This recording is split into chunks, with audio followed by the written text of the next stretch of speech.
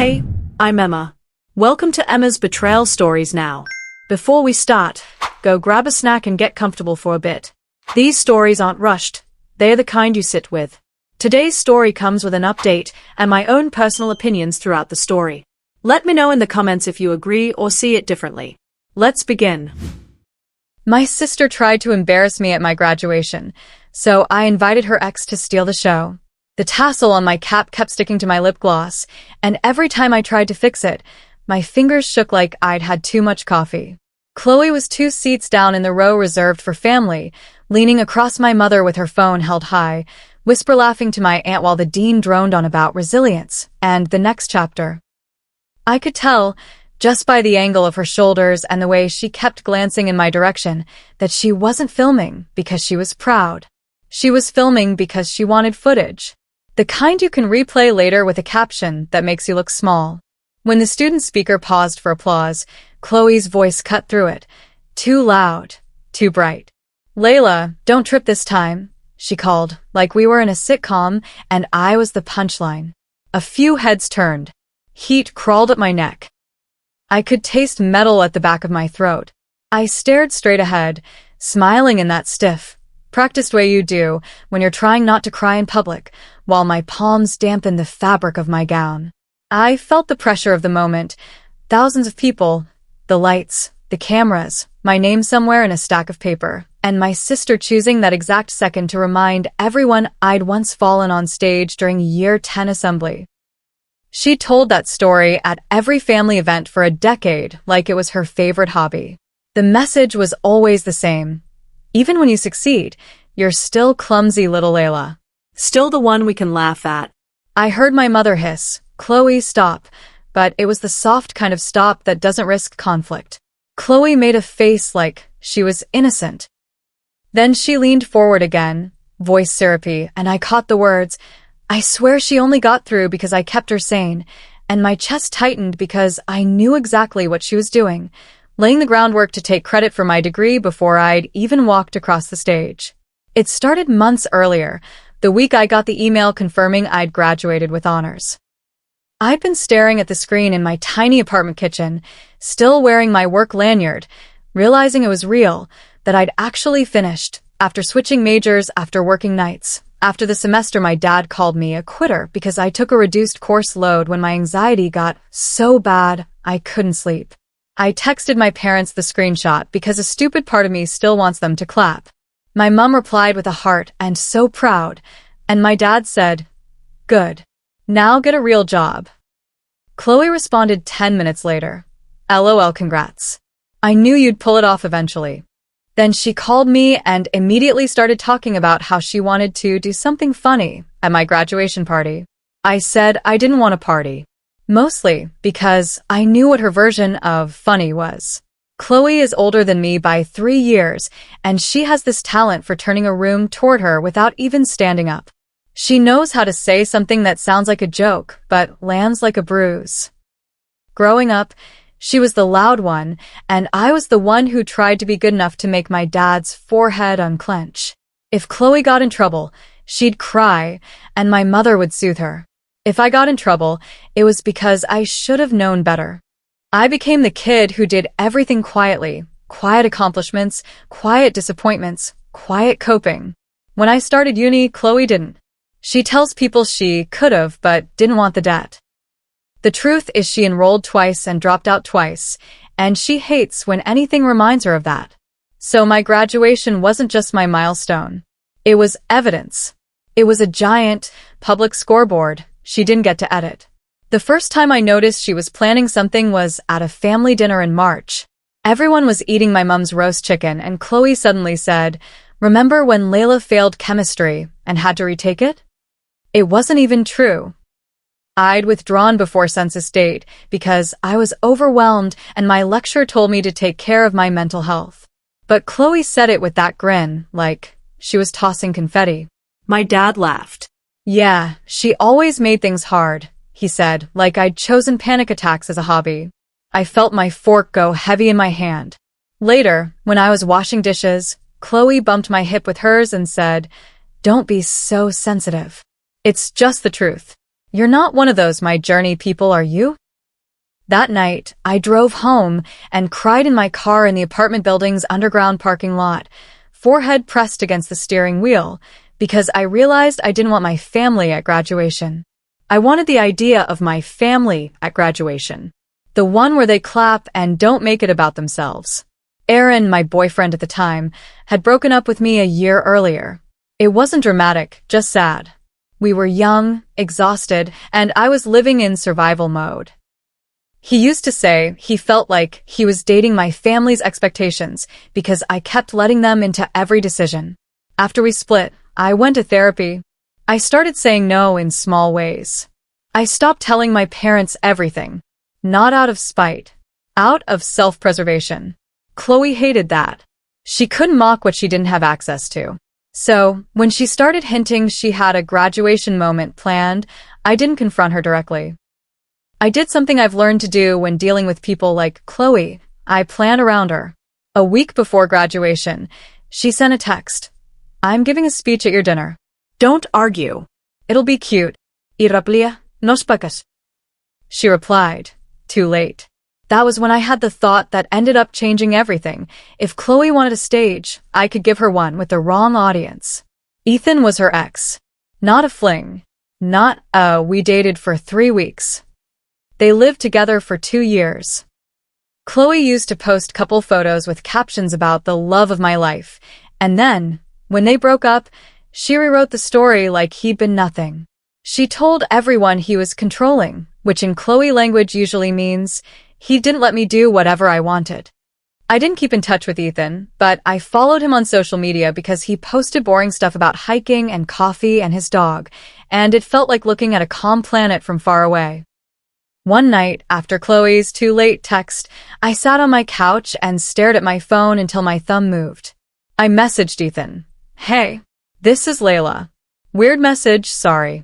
I'm graduating next week. Chloe is... Chloe. Would you be willing to come to the dinner after? I don't want drama, but I also don't want to be alone in it. He didn't reply for an hour. I nearly threw my phone across the room. Then he replied, Hi Layla. Congrats. What do you mean by drama? I told him, honestly.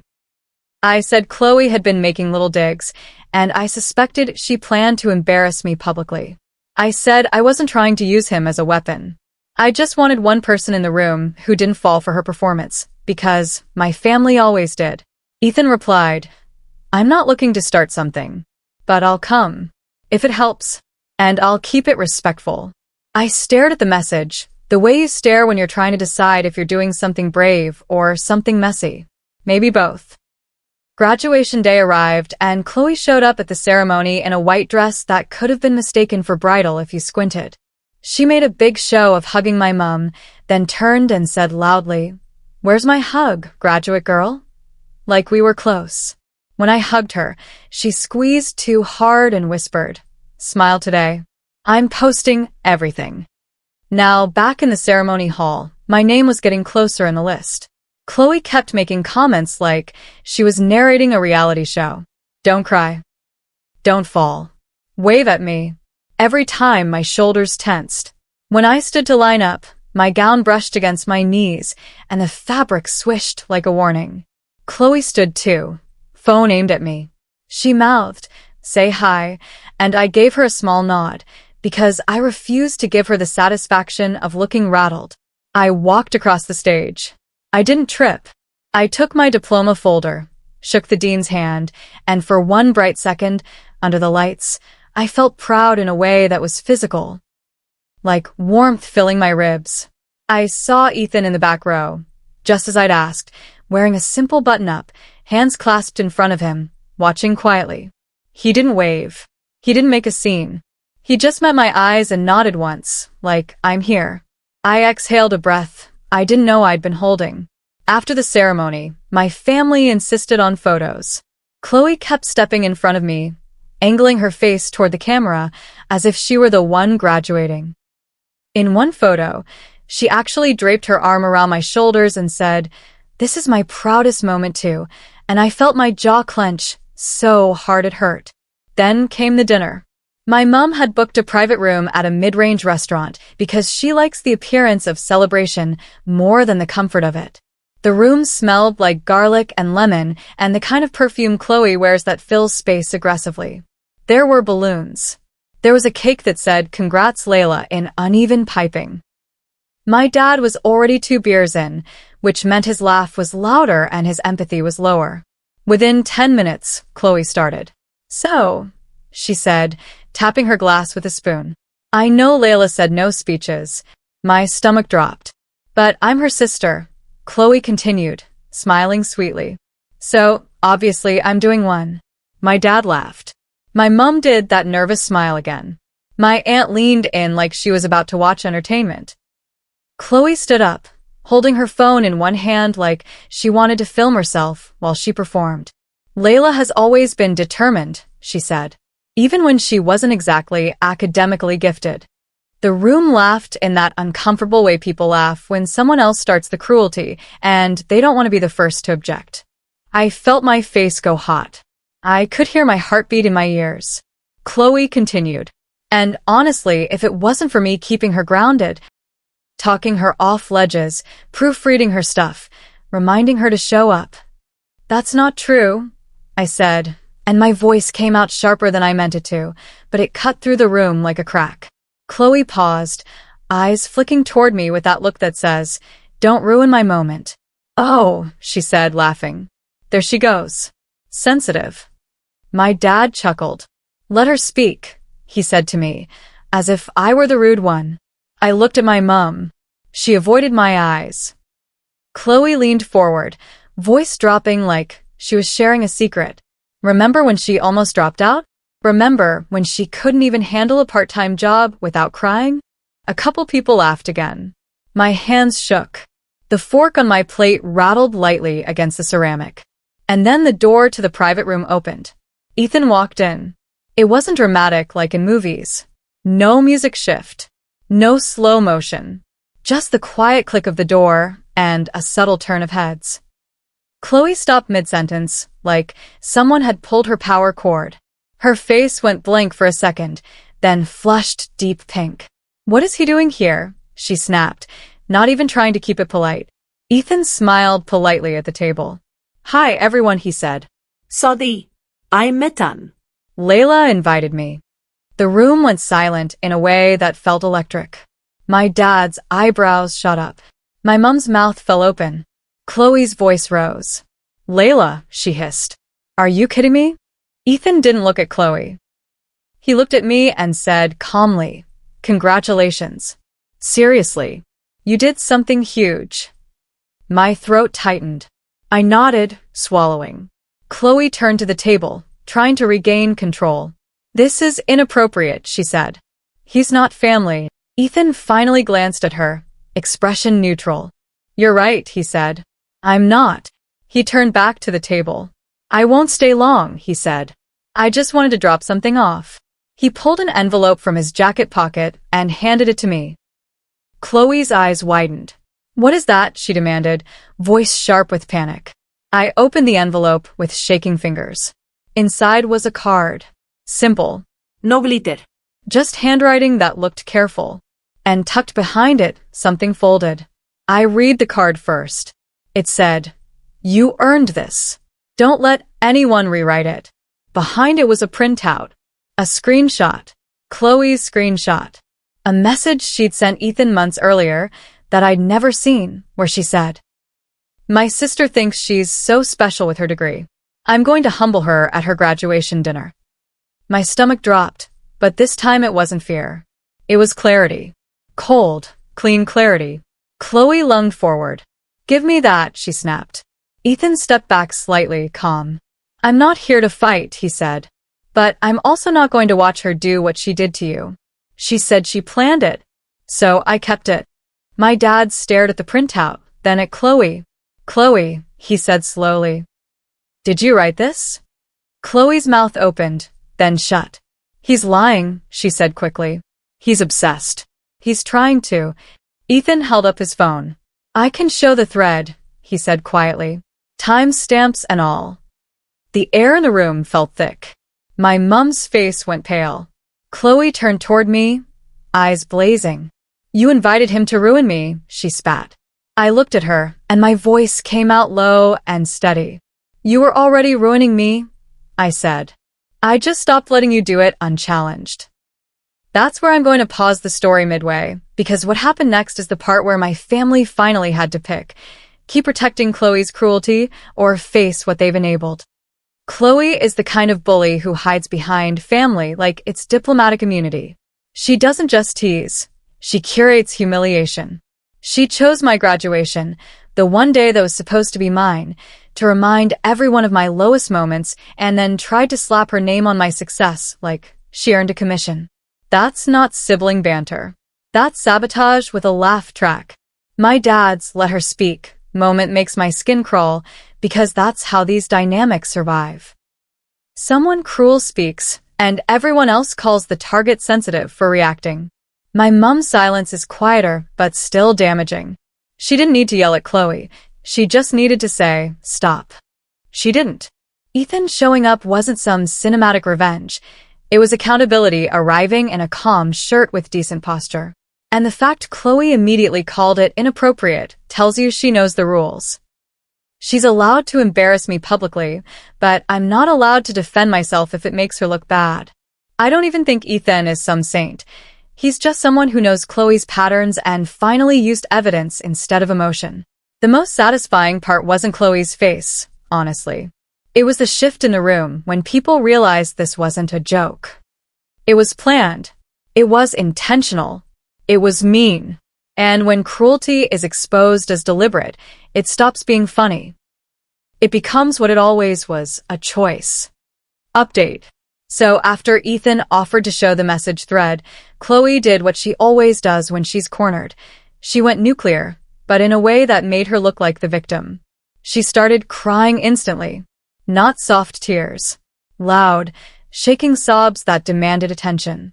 Everyone is ganging up on me, she said, voice pitched high. This is humiliating. On purpose. She looked around the table like she expected someone to rescue her from consequences. My mum reached for her hand automatically, like muscle memory. Chloe, sweetheart, she murmured. And that's when I snapped, not in a screaming way, but in a way that surprised even me. Don't, I said. My mum froze with her hand halfway in the air. I could see confusion flash across her face, like she didn't know what role she was supposed to play if I interrupted the script. My dad looked at me, eyes narrowed. Layla, he warned, like I was about to be the problem again. I held up the printout. My fingers were shaking, but my voice was steady. She literally wrote that she wanted to humble me. I said. This wasn't a misunderstanding. Chloe's crying hitched. I was venting, she wailed. You know I joke. Ethan stayed near the door, hands loosely at his sides, letting the family react without inserting himself further. I appreciated that more than I can explain. He wasn't trying to become the main character. He delivered evidence and stepped back. My aunt cleared her throat. Chloe, she said, hesitant, that message is not great. Chloe whipped her head toward her. Of course you'd side with her, she said, like sides were the only way Chloe understands relationships. My dad pushed his chair back slightly, the legs scraping. Ethan shouldn't be here, he said, voice firm. This is family business. And there it was.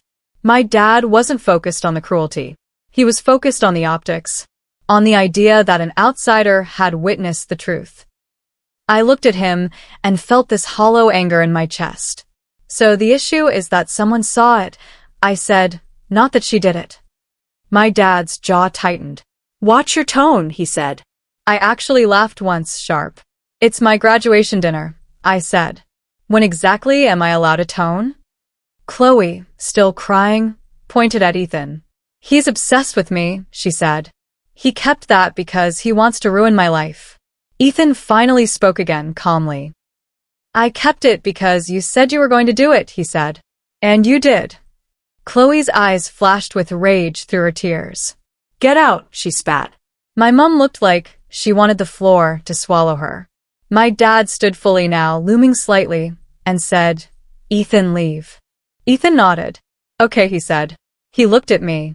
I'm sorry this is happening on your night, he said quietly. I swallowed and nodded back. Thank you.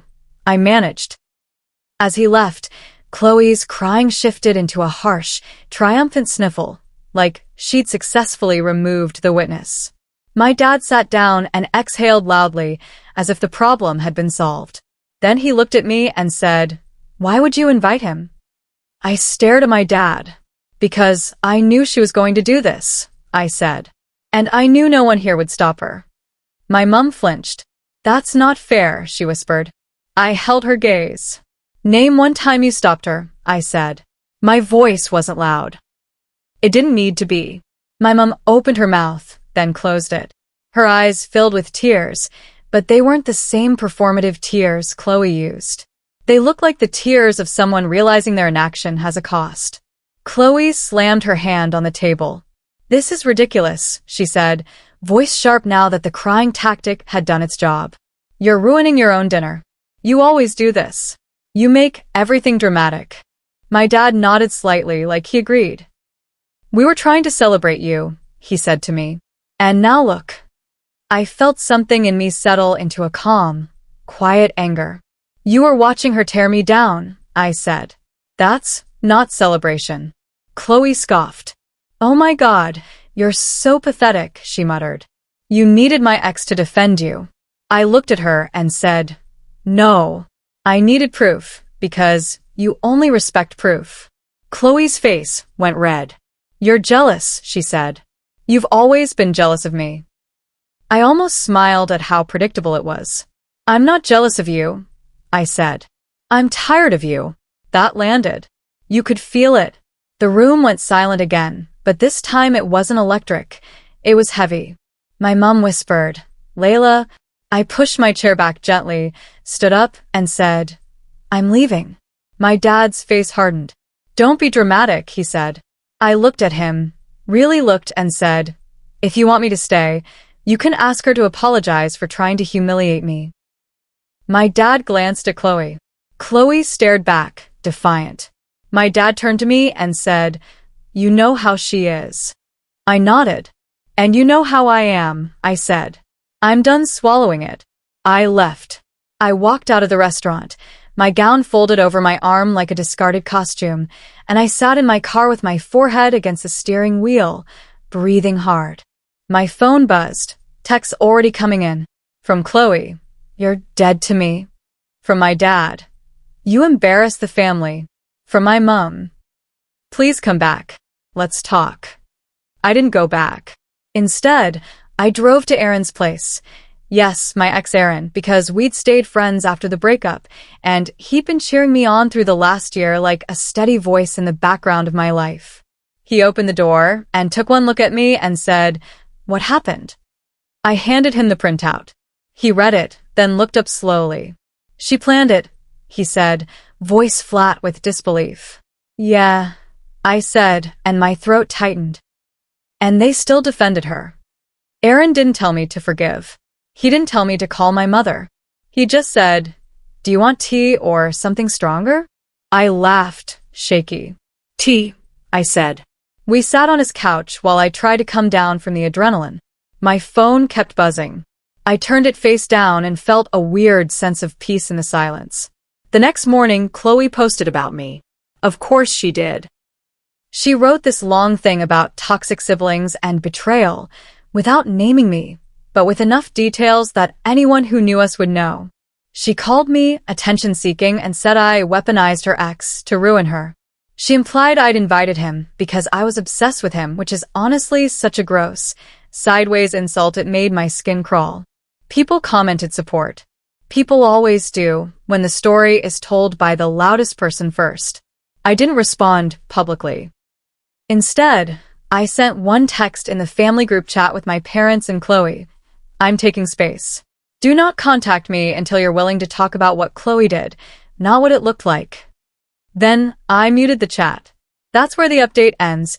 I left my own graduation dinner, not because I wanted to be dramatic, but because staying would have meant agreeing that Chloe gets to humiliate me and everyone else gets to call it love. Now I'll finish the story. Back to the story. 2 weeks passed. I didn't speak to my dad. My mum tried, in that soft, pleading way she uses when she wants me to fix the discomfort she doesn't want to face. I kept my boundary. I went to work. I started my new job a month later, an actual real job, in my dad's vocabulary, and I didn't tell him. One evening, my mum showed up at my apartment without warning. I opened the door, and she looked small, holding a plastic container of food like an offering. "I made lasagna," she said. I let her in, because I'm still human. She sat at my kitchen table and stared at her hands. The room smelled like tomato sauce and dish soap. Finally, she said, "I didn't know it was that bad." I didn't jump to comfort her. I just said, "It's been that bad for years." My mum's eyes filled. "Your father thinks you set Chloe up," she whispered. I felt that familiar twist in my chest. "Chloe set herself up," I said. "She wrote it." My mum nodded slowly. "I saw," she said. "Ethan sent me the screenshots." That surprised me. "He did." My mum nodded. "He said he was sorry. He said Chloe has always done this." She swallowed. "He said he broke up with her because she'd humiliate him in front of people too, then call him sensitive." I sat down across from my mum. My hands were calm. "So you believe me?" I said, not as a question, but as a statement I needed to hear from her. My mum's shoulders sagged. "Yes," she whispered. "Ido." I stared at her for a long second, feeling grief and relief crash together. "Then why didn't you stop her?" I asked softly. My mum's mouth trembled. "Because stopping her meant fighting," she said. "And fighting felt like losing her." I nodded slowly. "So you let her hurt me instead," I said. My mum flinched like the words landed physically. "I'm sorry," she whispered. I didn't forgive her on the spot. I know people like neat endings, but this wasn't neat. I said, "I appreciate the apology, and I meant it, but I'm not going back to how it was." My mum nodded, tears slipping down her cheeks. "I know," she said. A few days later, my dad called. I let it go to voicemail. He left a message that started angry and ended tired. He said Chloe was going through a hard time. He said I'd made her feel attacked. He said I needed to be the bigger person. I listened, then deleted it. Chloe didn't apologize. Instead, she doubled down publicly, posting vague quotes and photos of herself looking sad. She wanted sympathy. She wanted the narrative. But something had shifted. My mum stopped commenting on her posts. My aunt stopped liking them. The family started to go quiet around Chloe's version. One afternoon, I got a message from Ethan. "Hope you're okay." I didn't want to make it worse. Just wanted to stop her. I replied, "You didn't make it worse. You made it visible. Thank you." And that was it. No dramatic reunion. No secret romance. Just one adult choosing not to enable cruelty. My graduation ended up being messy and painful, but it also did something important. It showed me who my family really protects, and it showed me I don't have to accept that role assignment anymore. I framed my diploma. I hung it in my living room where I could see it every day. Not as a trophy, as proof. Proof that I can finish things even while people try to pull me back into old versions of myself. And if Chloe ever tries to tell the story again, about how I'm clumsy little Layla, about how I needed her to succeed, I have something she can't talk her way out of now. Her own words, in print, admitting she wanted to humble me. Sometimes the show isn't stolen with a dramatic speech.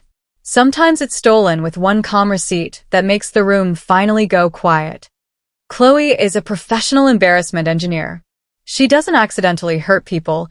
She plans it, then hides behind, "I'm joking," like that magically erases intent. The moment at the restaurant wasn't her slipping up. It was her executing a script she'd been rehearsing in little digs for months. And what makes her especially exhausting is that she treats other people's milestones like threats. She can't let me just have a graduation. She has to position herself as either the reason I succeeded or the reason I should be mocked. That's not sister energy. That's insecurity with a microphone. My dad is the kind of enabler who thinks keeping the family looking normal is more important than anyone being treated decently. The fact that his main concern was Ethan's presence, not Chloe's cruelty, Tells you exactly where his priorities are. Optics over ethics. He'd rather scold me for tone than confront the daughter who's actively trying to tear her sister down, because confronting Chloe would require actual parenting. My mom is complicated in a way that makes me angry and sad at the same time. She loves me, but she's been trained to manage Chloe like a bomb. Keep her calm, keep her happy, keep the house quiet. And in that strategy, I became the one who was expected to absorb damage because I was strong. That's a disgusting compliment. Ethan, honestly, did the most adult thing anyone did in this story. He didn't yell, he didn't grandstand, he didn't try to be the hero. He brought proof, stayed respectful, and let Chloe's own words do the work. That's why it hits so hard, because you can't argue with a screenshot of your own malice. And me? I'm proud I invited him. Not because it was petty, not because it stole the show, but because it stopped me from being isolated in the same old family dynamic where Chloe performs cruelty and everyone else pretends it's humor. If Chloe feels humiliated, she earned that feeling. Humiliation is what she tried to hand me as a graduation gift. The difference is I didn't accept it. I walked away, I kept my dignity, and I let the truth stand in the room, even when people begged me to smooth it over. If your family only wants you around when you're quiet, that's not closeness. That's control. And Chloe can keep her spotlight. I'm done auditioning for it.